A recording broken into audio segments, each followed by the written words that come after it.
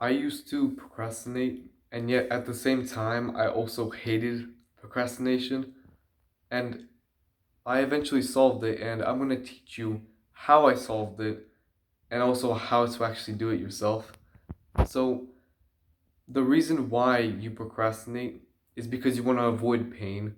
Right? That's just the basic first rule of procrastination. But you hate it though, right? You probably relate to the fact that even though you procrastinate, you hate the fact that you procrastinate. And so you're avoiding pain while also hating the fact that you're avoiding pain. This is a conflict, right? You can't procrastinate while also hating procrastination, right? You can't have it. It's a conflict. And the conflict arises from your identity, or I should say identities. There's multiple of them.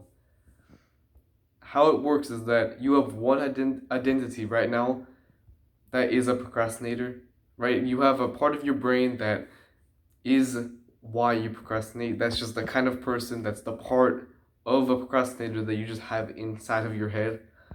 But you also have another part, another identity in your head that's wanting something more for you. So this is like your ambition, your goal striving part of your brain, like whatever you want to call it, it doesn't matter. But just the part of your brain that wants the better future for you, that's another part of your brain that's just fighting. It's vying, which is fighting for your attention, right? You don't want one identity to fight another one forever, right? You don't want to switch from procrastinating to being back on track and so motivated and then procrastinating again. The way to fix it is to just get rid of the part of your identity, that part of your brain that is the procrastinator part of your brain, right? I'm not telling you to get like a lobotomy or something, but you need to get rid of the identity that makes you procrastinate. And so there's multiple ways to do it, but really it all boils down to just pain.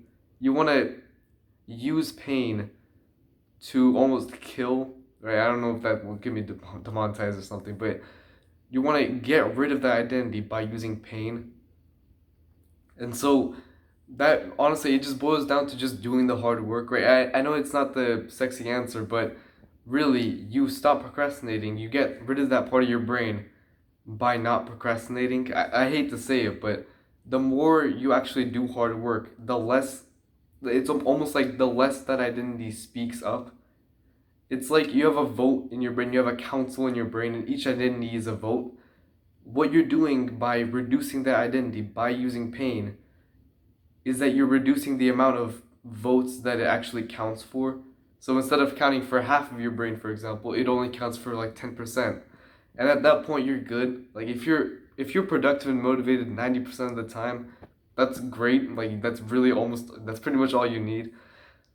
But to get there you have to use pain. And I'm not saying pain isn't don't like cut yourself or something dumb like that, but use pain as in you feel like you don't want to do something. You feel like you want to procrastinate something. I honestly kind of felt that I didn't want to make this video right now. I felt that mental pain or even physical pain, like you want to work out or something.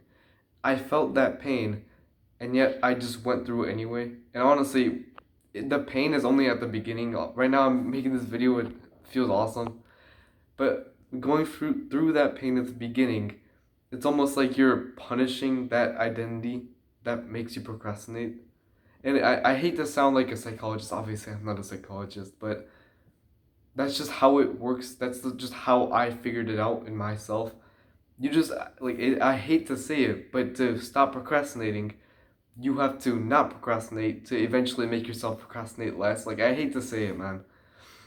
Another thing that really helps is just setting a huge goal.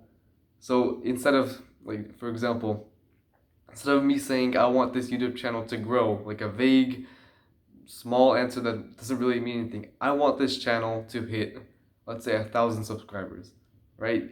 This is just one example where it's a vague, out of nowhere, small goal doesn't help you at all, but a specific goal that means something to you gets you so much more motivated to do it. So it's like you're reducing the amount that your procrastinator identity contains in your brain, but you're also increasing the amount that your ambitious part of your brain is working on. So you want to set a big goal, but you also want to just go through that pain. Like you feel like you don't want to do something, see that as an opportunity. That is the opportunity for you to procrastinate less in the future, right? It's just brick by brick, stone by stone. You'll eventually get to the point where it's like the procrastinator identity in your brain is just a small peep. It's like a little, like a chick, like peeping away. And then at that point, it doesn't matter. Even if it like speaks up once, you can just ignore it. That's what I want for you, man. And just remember, like the main takeaway from this video, if you feel friction, if you feel like you don't want to do something, great.